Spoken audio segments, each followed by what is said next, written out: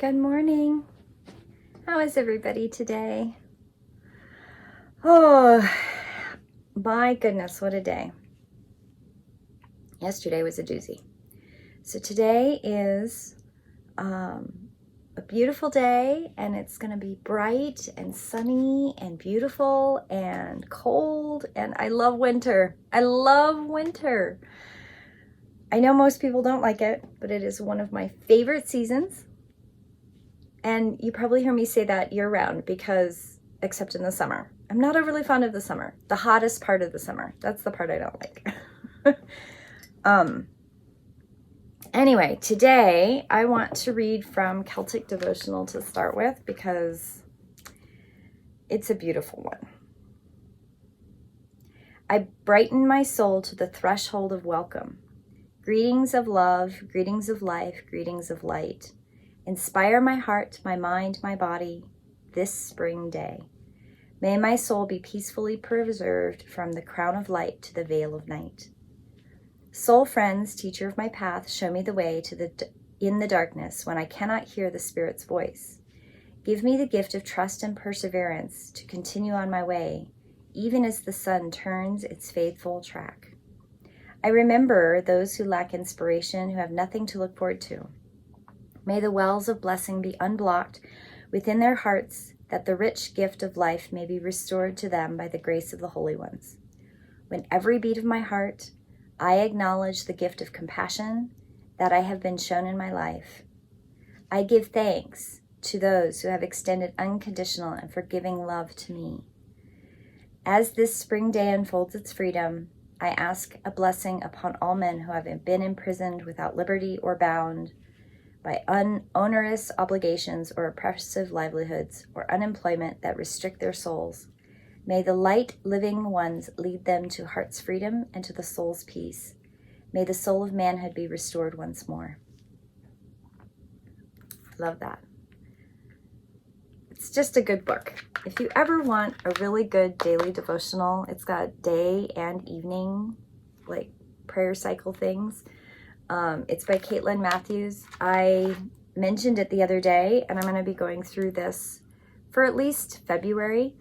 I love it. Today's card from Sacred Rebels is 29, Seeing the True You. Oh, look at that. Seeing the True You. I love art. Being an artist myself, I love art, but I pulled this card, and the first thing that caught my eye was that she's in a chair in a pond. Who puts a chair in a pond?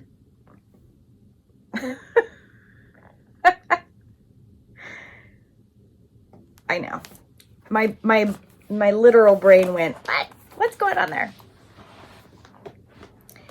Sometimes we believe what others tell us we are. Oh my goodness, how often has that happened, right?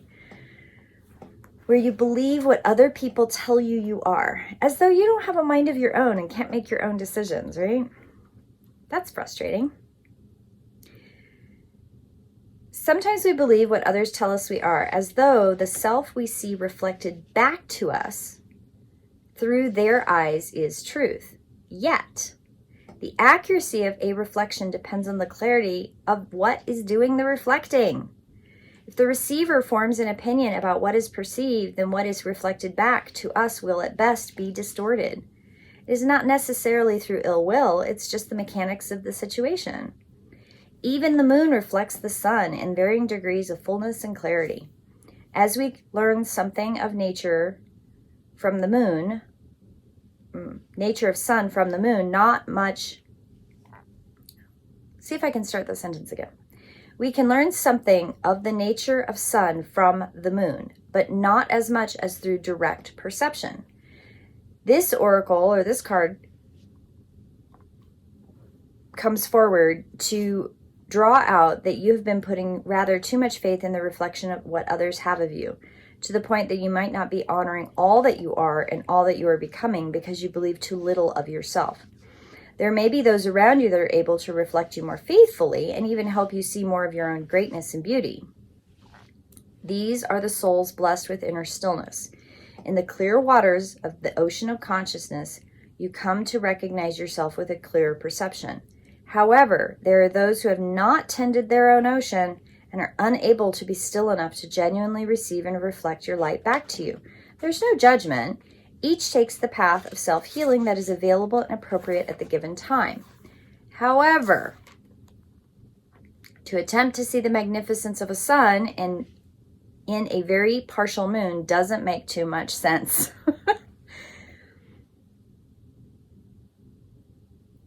The ability to recognize yourself not only in the eyes of others, but from how you feel about yourself and how you experience yourself and how you observe yourself from within is a step towards a radical empowerment that does not require perfection in order for you to recognize you are lovable and have much to offer.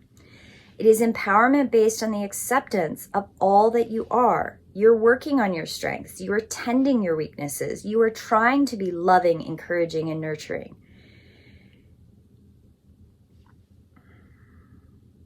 As you continue on this journey, you will not only see your human self, but the eternal within you.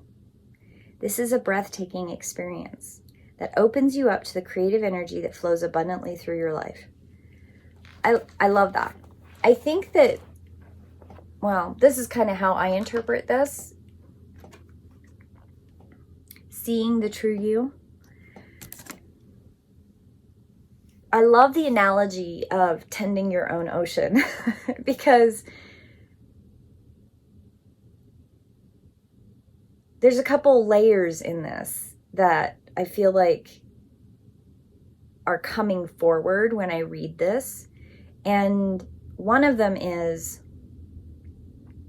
that you're a spiritual being living in a physical manifestation, right? So you have a vast amount of knowingness, connection to the universe. Your field extends, 6-8 feet out from you, depending on who you are and how you've contracted or retracted your energy, right? And you have the ability to access your higher consciousness, right?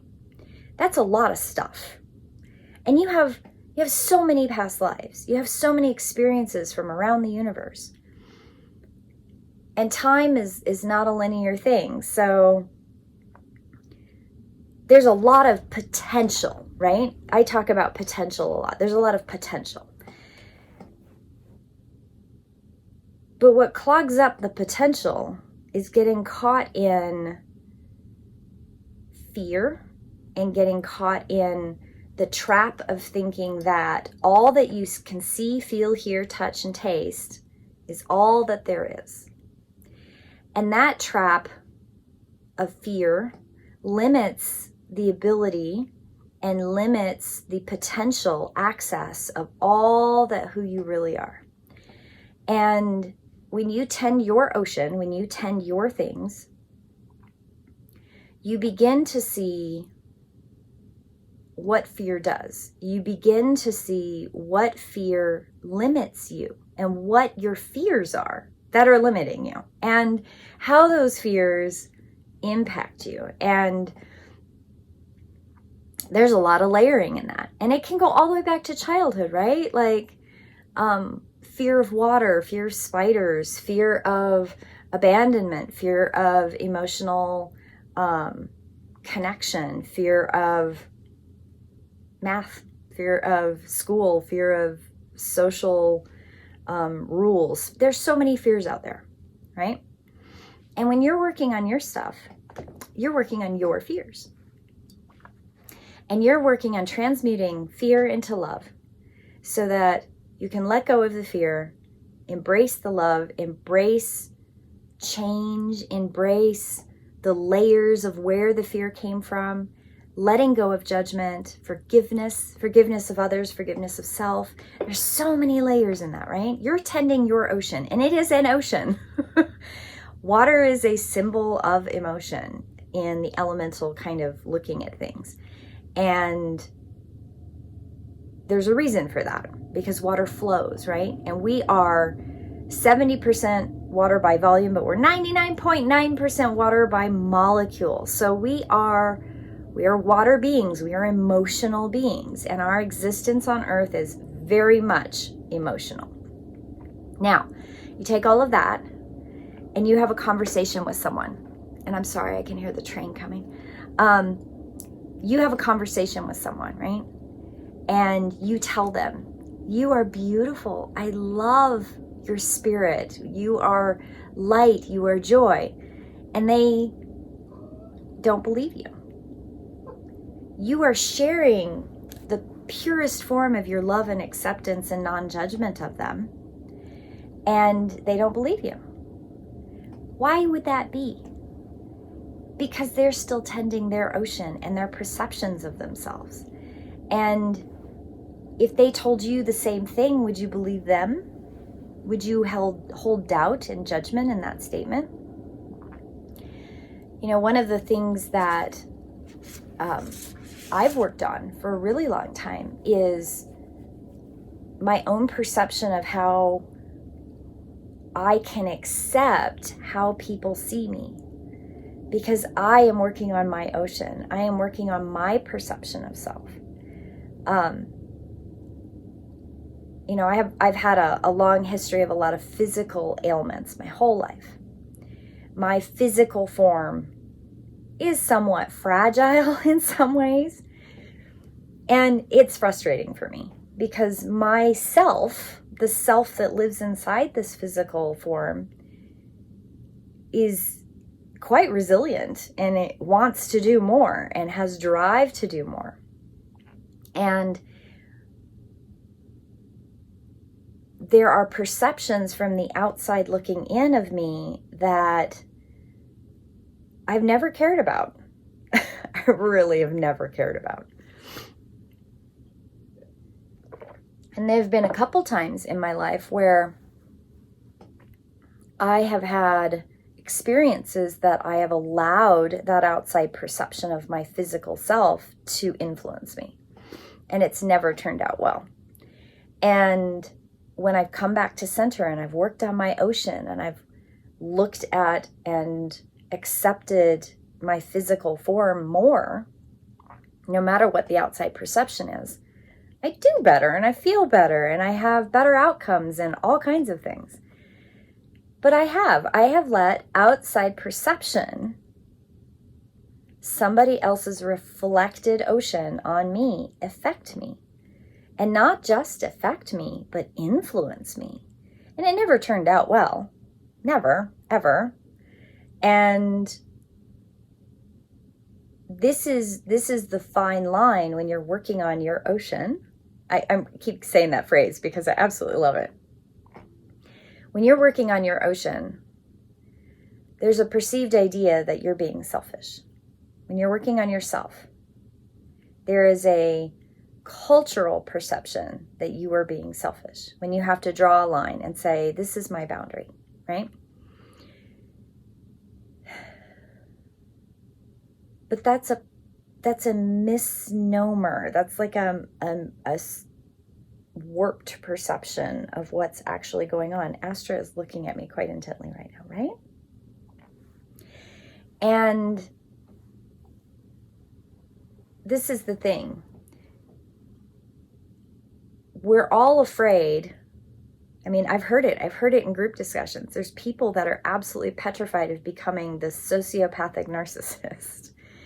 There's a difference between self-care and working on yourself and bettering yourself and becoming a more compassionate, non-judgmental human being who works in community and cares for other people, and a narcissistic sociopath. You can do self-care and not turn into somebody who is selfish and uncaring and ungiving and harmful. And I will tell you, having worked in the metaphysical energy medicine field for, whether I did it for free or it became my business eventually, I've been working in this for 30 years. This is my number one passion. The thing that I love to do is to help people. And I've had to do a lot of work on myself. And I have fallen down, and I have failed, and I have made some big mistakes. But I have seen some amazing, magical things. One of the most magical things I've seen is that when someone is truly working on self, truly working and facing the inner darkness and behaviors and reactions, and not just facing the fear, not just facing it, but transmuting that fear from fear into love. When they begin to reflect back to other people, their reflections are always light. Their reflections are always beautiful. And it's not this ass-kissing, I just want to stroke your ego to get something back. That's not it. I have actually had the most amazing reflections back from people who make an offhand comment through love and peace and acceptance that I have ever had.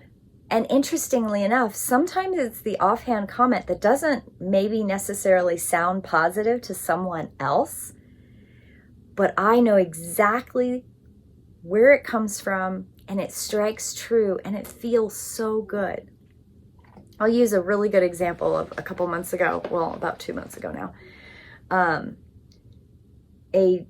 went to an activity that I didn't really know what I was walking into, and I didn't know the people at all. Well, I knew one person. Well, I knew two people. I knew two people there, and I made some friends. It was awesome.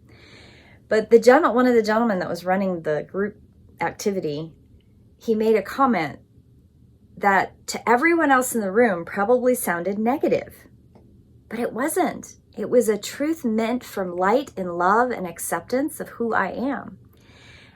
And it was such a moment of clarity and clarity of reflection back toward me in acceptance and love and grace and non-judgment that I've been using the phrase since then, because it just is 100% correct. He made a comment about the organism, as in my physical form. The organism is really tired. Red doesn't get tired. Red's not tired, but the organism is tired. So we're going to move on and do something else. And there were people in the room that were like, the organism, because he hadn't clarified the part that red isn't tired, red doesn't get tired. He didn't say that. He just said the organism is tired, so we're going to move on.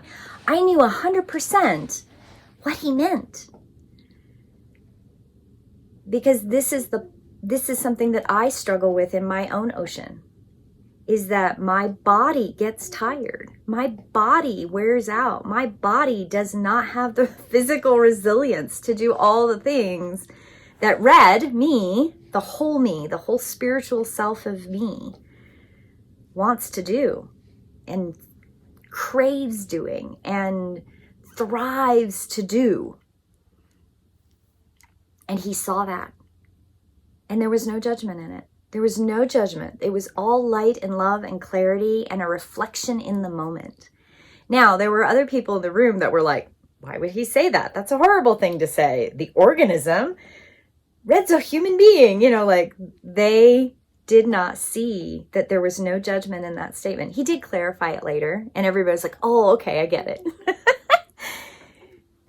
And I still giggle. I still giggle about that moment because I knew 100% that reflection was in love and not in judgment, acceptance, true acceptance for all of who I am. And I've told some of my friends about it, and they're like, oh yeah, that totally makes sense. That's what I mean by reflection. Reflection of truth for you is clarity for you with non-judgment, with light, with love, with acceptance. And when it strikes, when it hits, there's no fear, there's no roiling, no discomfort, there's nothing that triggers, and I mean that triggers. There's nothing that triggers, because you have worked on your ocean, and that reflection in that moment is a reflection of truth that you have worked on your ocean, and they have reflected back that light and that love. Now, the other side of that is maybe that statement wouldn't have been positive and would not have been a good reflection 10 years ago, 20 years ago. Maybe I wouldn't have been in the place to hear that. That's okay. I've done a lot of work, so I can accept that reflection. I have had reflections back that do feel very judgy and don't feel good, and I don't accept them.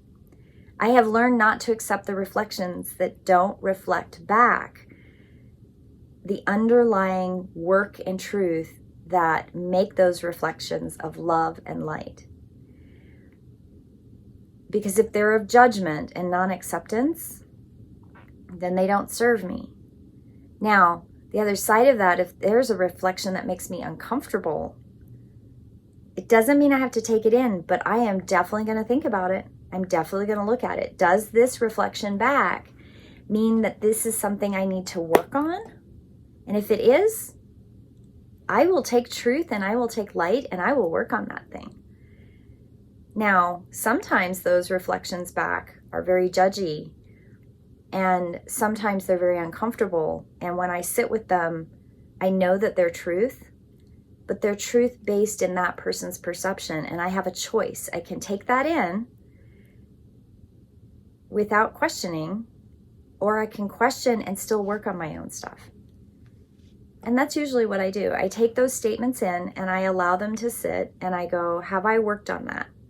Am I being truthful? Is that something that needs to be worked on? Is that something that is a drop that I need to add to my ocean to work on? And sometimes that answer is yes. Sometimes I really do have to work on something. I said something or I did something that was wrong, or of fear, or not helpful, or whatever, and I work on them. And I'm okay with that because I'm not perfect. And there's no such thing as perfection. We're all working on something. And I am not perfect, and I do have things I have to work on. Hello, Astra. Anyway, today was a really intense one, but I think it's important because you're seeing the true you is looking at that pond. It's that ocean.